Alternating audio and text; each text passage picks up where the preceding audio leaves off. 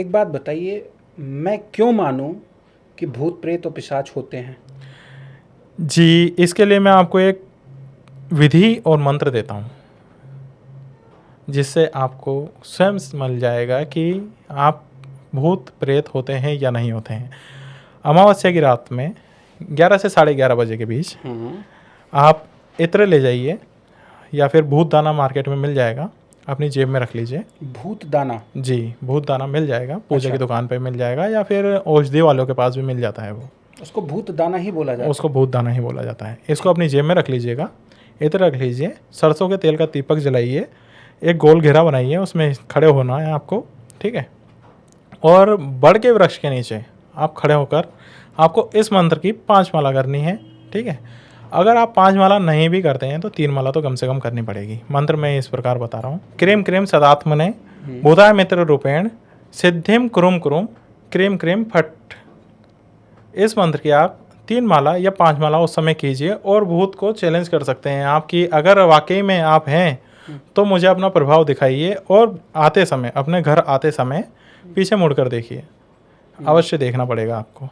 तो आपको 3 से 4 दिन या कंटिन्यू में आपको भूत मालूम पड़ जाएगा कि होते हैं नहीं होते हैं। क्या होगा? आपको अनुभव हो जाएंगे, भूत होते हैं नहीं होते हैं, वो तो अनुभूत ही बताएगा कि क्या होता है। क्या नुकसान भी हो सकता है? जी, नुकसान भी हो सकता है आपकी गाड़ी पलट जाए। जी अच्छा। जी बिल्कुल। इसलिए आप सभी से निवेदन है कि इसको अपने रिस्क पर करें।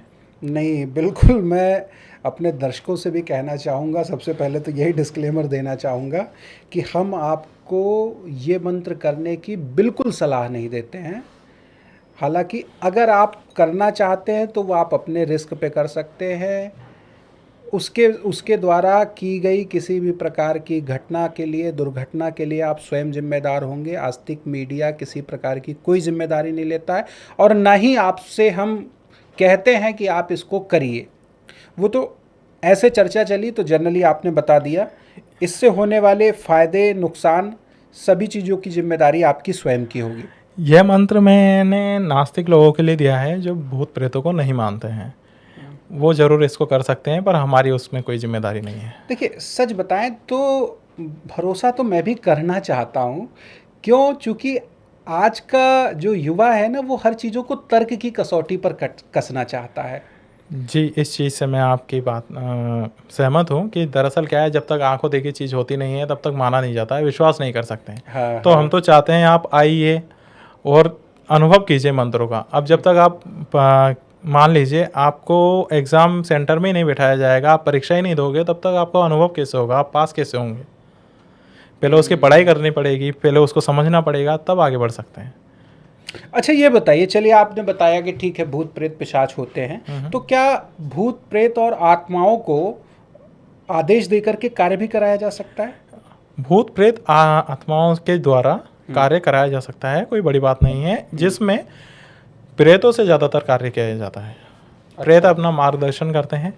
प्रेत एक मित्र के रूप में अपने कार्य को सिद्ध करवा सकते हैं, लेकिन वो 3 साल से ज़्यादा आपके लिए कार्य नहीं करेंगे।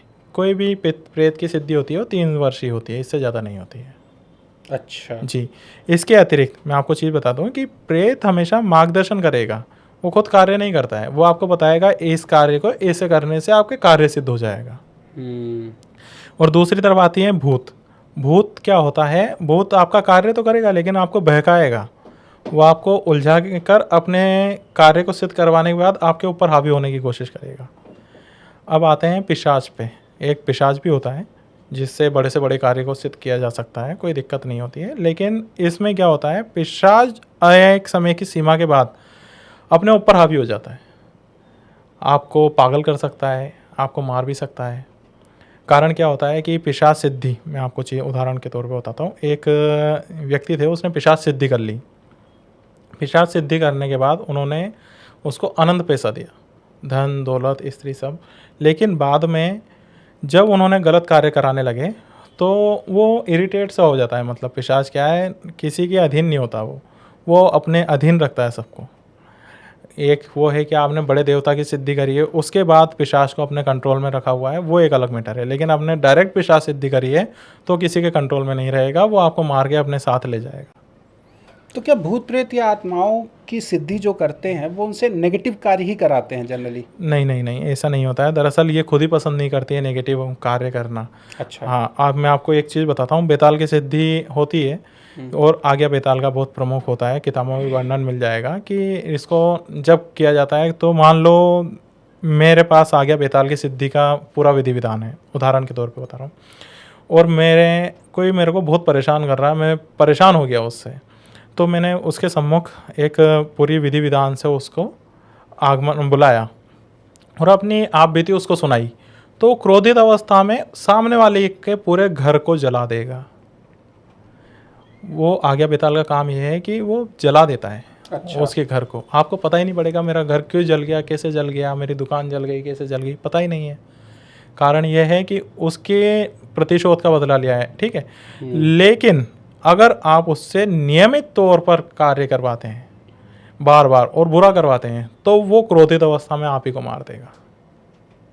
अच्छा जी, ऐसा ही भूत प्रेत के केसों में होता है। जैसे मैंने अभी आपको बताया ना, प्रेत क्या होता है, अपना मार्ग प्रशस्त करता है कि आप ऐसा कीजिए, आपका कार्य सिद्ध हो जाएगा। आप उससे पर आप उसके सामने जाते हैं, आप उसको बार बार गलत कार्य करवाने के लिए मजबूर करते हैं, तो वो आपसे पीछा छुड़ाने का कोशिश करेगा कि कैसे पीछा छुड़ाएं, कैसे पीछा छुड़ाएं, तो वो आपको गलत चीज़ें बताएगा, मार्ग प्रशस्त करेगा, लेकिन गलत, कि ऐसा कर दो, और जैसे ही आपने गलती करी वो तुरंत में गायब होगा, आपके घर को फिर पीड़ित करना वो चालू कर देगा।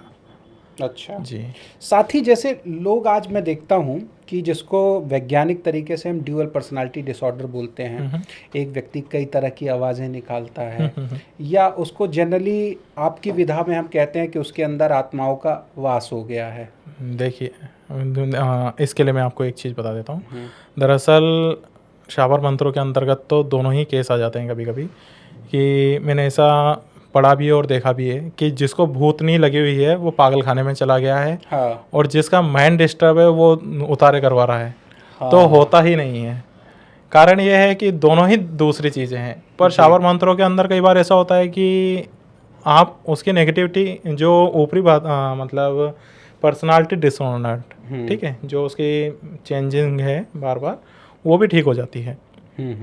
और यहाँ पर जो पागल है उसके लिए वो तो हो ही नहीं सकता ना, उसके ऊपर तो चीज़ लगी हुई है। देवता स्वयं नहीं आते हैं, सबसे पहली बात, उनके गण ही अपना शरीर में प्रवेश करते हैं, क्योंकि मनुष्य का शरीर इतना ताकतवर या इतना है ही नहीं कि आप उनकी ऊर्जा को अपने शरीर में ग्रहण कर पाएँ। अच्छा, मतलब जैसे आपको भैरव की शक्ति प्राप्त है, तो भैरव देवता आपका संरक्षण नहीं करते हैं, या भैरव देवता आपके कार्य नहीं करते हैं?